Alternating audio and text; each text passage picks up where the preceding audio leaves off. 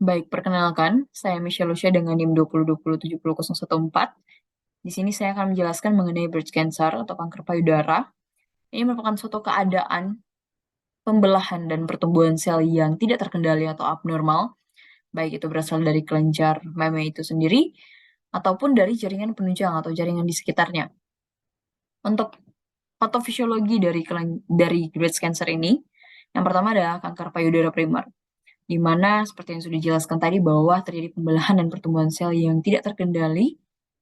Ini merupakan suatu keadaan desmoplastik dan respon dari keadaan desmoplastik ini nanti akan terjadi pemendekan pada ligamentum yang ada di payudara sehingga muncul gejala berupa retraksi pada payudaranya atau terjadi penarikan ke dalam. Dan kemudian efek lainnya adalah terjadi pertumbuhan sel yang tidak terkendali ini nantinya akan terjadi sumbatan pada aliran limfatik dari kulit menuju ke kelenjar getah bening sehingga menyebabkan udem lokal. Nah, ketika terjadi udem lokal, nanti akan muncul suatu gejala berupa PAO di orange atau kulitnya terlihat seperti kulit jeruk. Kemudian yang berikutnya, patofisiologi yang berikutnya adalah metastase KGB, di mana nanti sel-sel kanker ini akan bermetastase atau akan menyebar melalui celah antar sel menuju ke kelenjar getah bening.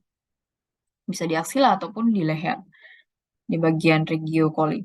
Kemudian metastase jauh. Biasanya kalau untuk metastase jauh ini dia terjadi secara hematogenik atau melalui aliran darah.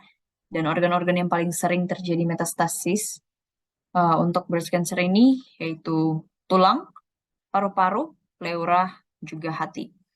Bagaimana mendiagnosa breast cancer? Yang pertama di sini tentunya kita lakukan analisis. Tanyakan dulu kenapa pasien datang atau keluhan utama yang membuat pasien datang. Biasanya pada breast cancer ini ada benjolan padat pada payudaranya. Kemudian tanyakan onset benjolannya. Apakah ada discharge atau cairan yang keluar dari putingnya?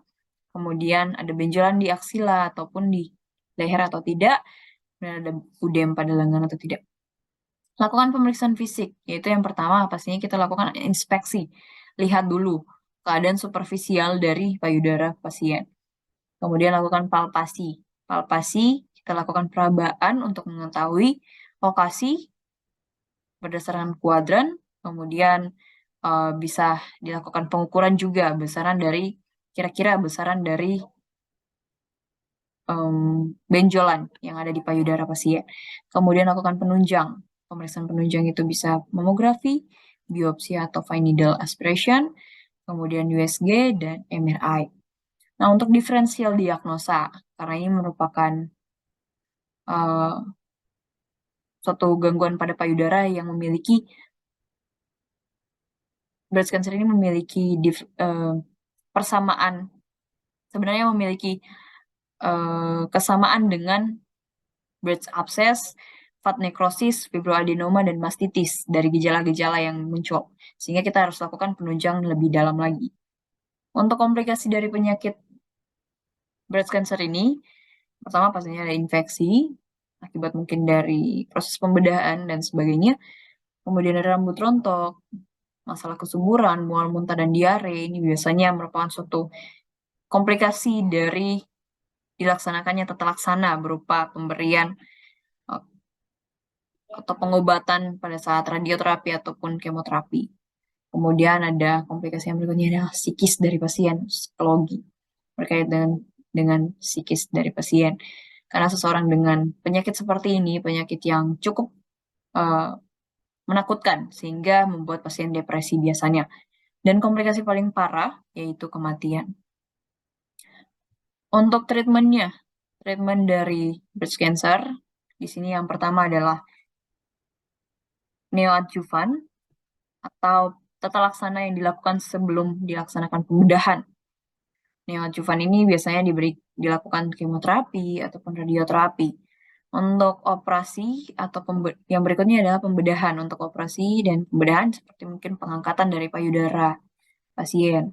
Kemudian adjuvan, tata laksana setelah dilakukan pembedahan. Bisa jadi dilakukan kemoterapi, radioterapi, terapi hormonal, atau targeting terapi, ataupun imunoterapi. Kemudian untuk non-farmakologinya bagaimana? Pastinya kita pastikan nutrisinya nutrisi dari pasien tersebut adekuat dan seimbang. Kemudian rehabilitasi dan rekonstruksinya bagaimana?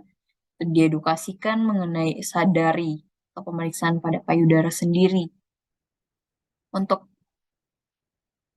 seorang dokter umum, itu paling penting dalam mengedukasi pasien dan juga untuk mendiagnosa. Untuk tahap selanjutnya, setelah dilakukan diagnosa dan edukasi, dokter umum harus melakukan rujuk kepada dokter spesialisnya. Baik, sekian pembahasan saya mengenai breast cancer. Terima kasih.